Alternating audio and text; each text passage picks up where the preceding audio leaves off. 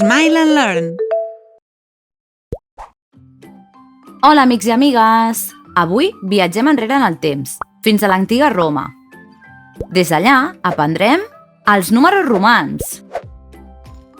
Voleu acompanyar-me en aquest viatge? Som-hi! Els números romans són el sistema de numeració que utilitzaven a l'Imperi Romà, fa més de 2.000 anys. Però l'origen d'aquest sistema és encara més antic. Prové de la civilització dels etruscs, un poble que vivia a la Toscana italiana fa aproximadament 2.900 anys. Increïble, oi? Els etruscs van crear un sistema de numeració a través de símbols i més tard els romans es van inspirar en ells per crear el seu propi sistema. Els romans van començar a representar els números segons es calculaven, és a dir, utilitzaven tants pals com unitats havien de comptar. Per exemple, el número 1 es representa amb un pal. Es pensa que l'origen d'utilitzar pals per representar els números es deu al fet que els romans comptaven amb els dits, igual que quan eren petits. Ara que ja sabem quin és l'origen dels números romans, veiem les lletres que formen el sistema de numeració romà.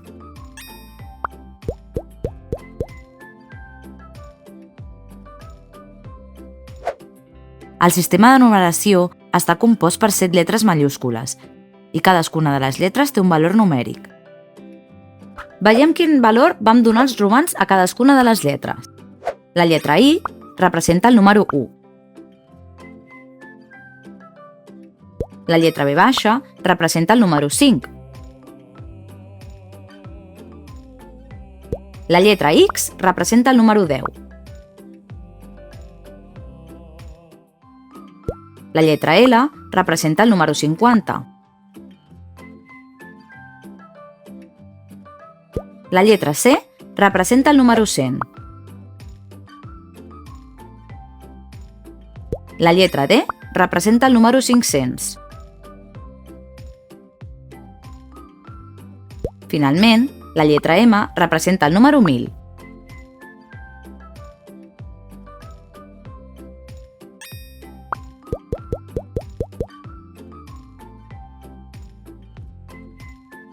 Però el nostre sistema de numeració, el que utilitzem actualment, és igual que el de la numeració romana? És clar que no! A l'antic Imperi Romà, el sistema de numeració era additiu. Això significa que cada lletra té un valor i no ocupa una posició en el número.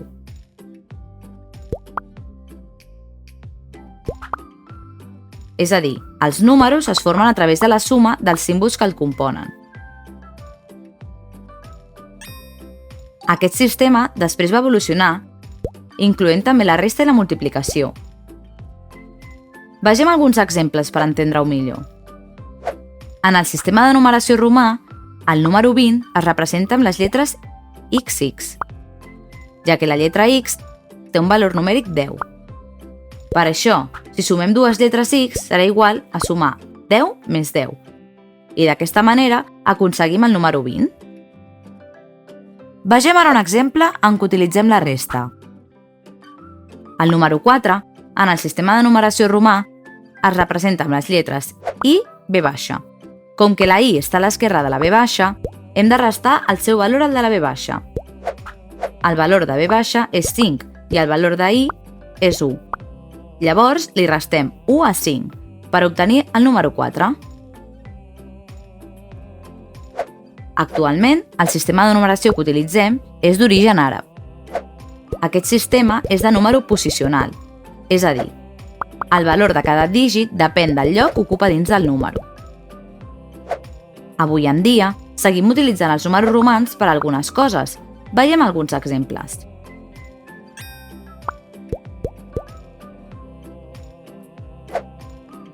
Utilitzem els números romans per anomenar els reis. Per exemple, la reina Isabel II. També s'utilitza per numerar els segles. Per exemple, actualment ens trobem al segle XXI, que es representa amb les lletres X, X, I. A més, els utilitzem per escriure dates assenyalades, com aniversaris o esdeveniments, per exemple, el 10è aniversari de l'escola. S'utilitzen també per enumerar els volums o parts d'alguns llibres. Fins i tot, és el sistema de numeració que utilitzen alguns rellotges. Recordeu haver vist un rellotge amb números romans? Molts rellotges antics se'ls utilitzen. Això és tot per avui, amics i amigues. Aviat us ensenyaré a llegir i a escriure els números romans. No us perdeu el proper episodi. Fins aviat! Sabies que a l'aplicació educativa de Smile & Learn podràs trobar centenars de jocs i vídeos tan divertits com aquest? Descarrega l'app de Smile & Learn al teu mòbil, tablet o ordinador i seguiràs aprenent mentre et diverteixes.